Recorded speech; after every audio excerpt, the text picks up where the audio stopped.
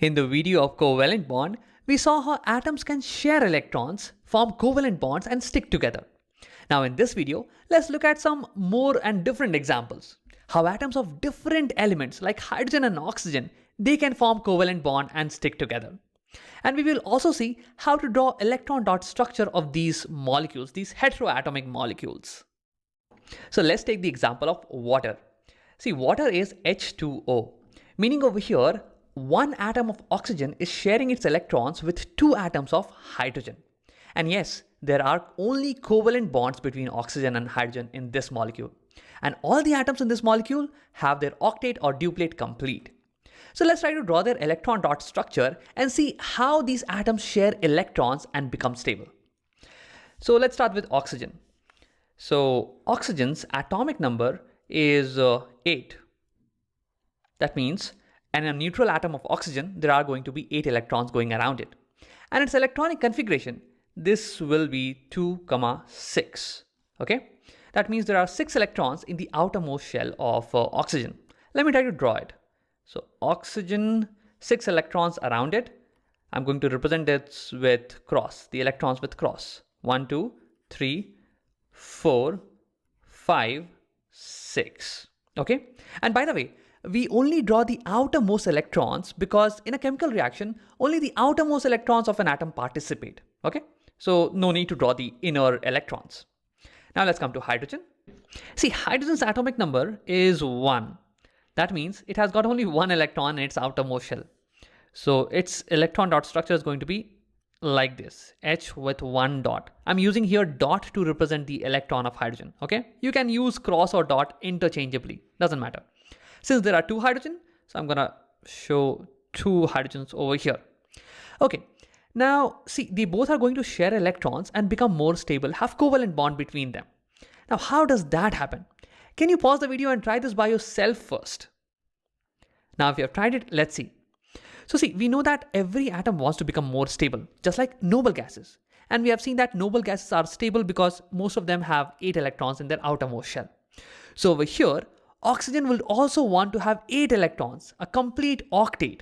It currently has only 6 electrons. That means it needs 2 more, okay?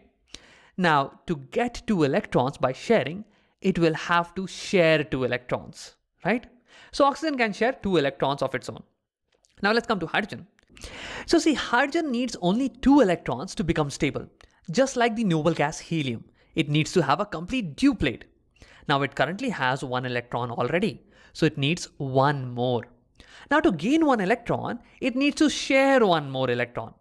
And over here it can share 1 electron with oxygen. So let's do that. Let's make hydrogen and oxygen share 1 electron with each other. Okay? So to denote sharing, let me draw the circle. So here this denotes that hydrogen and oxygen, they are sharing their 1 electron with each other. So if you just focus on hydrogen, see, its duplet is complete now.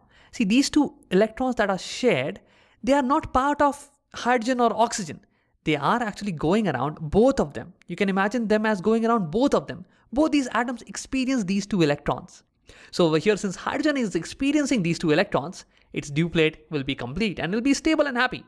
Let's do the same thing with this hydrogen. So actually, let me erase this and redraw it here.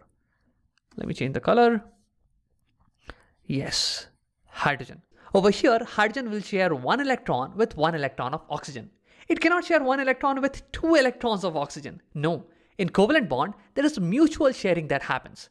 Both the elements, they share equal number of electrons with each other. So let me close the circle.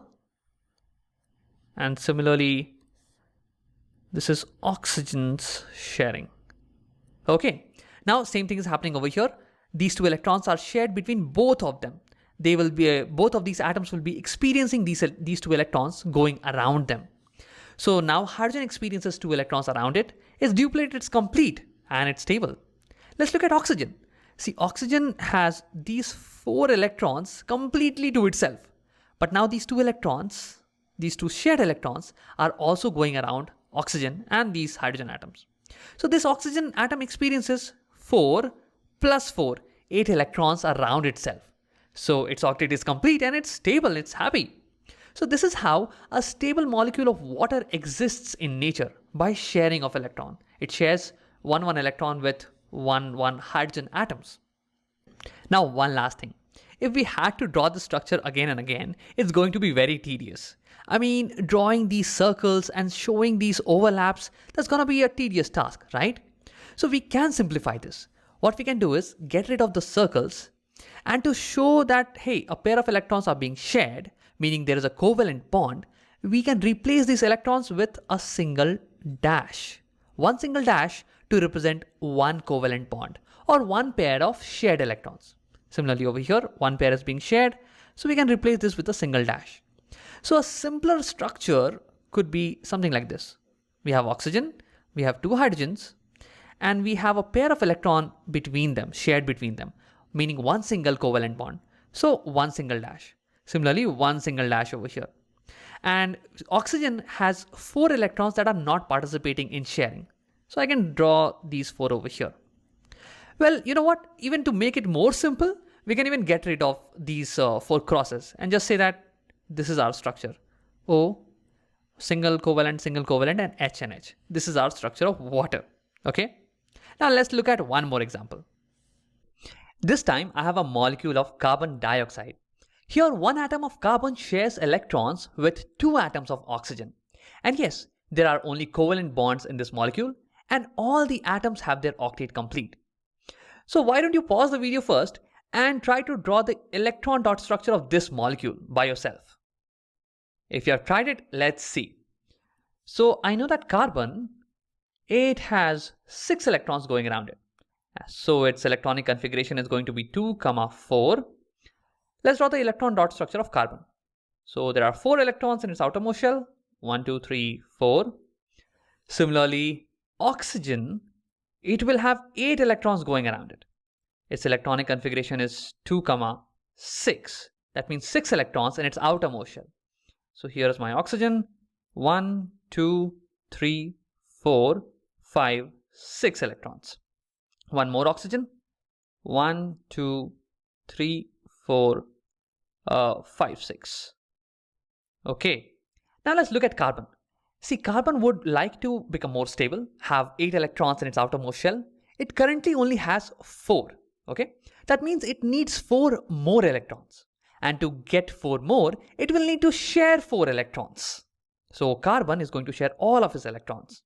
Whereas if we talk about oxygen, it already has 6 electrons. It needs 2 more to complete its octet. Now to get 2 more, it needs to share 2 electrons. So oxygen is going to share 2 electrons with 2 of the electrons of carbon. Something like this. Similarly, this oxygen will share 2 of its electrons with 2 of carbons. And now carbon, with this oxygen, it will share 2 of its electrons. So something like this. And with this oxygen, it will share again 2 of its electrons. Yes. Now if you look at the octet of oxygen, it had 6 electrons of its own, and now 2 electrons from the carbon are also being shared. So over here it experiences 8 electrons around itself. Its octet is complete. Similarly, this oxygen's octet is also complete. Now if we focus on carbon, it had 4 electrons of its own, and now it is experiencing 4 more from these 2 oxygen atoms. So 8 electrons. So its octet is also complete. So this is how the molecule of carbon dioxide exists in nature. By the way, if I have to represent this in simple notation, then I'll replace a pair of electron with a single dash, a pair of shared electrons with a single dash, something like this.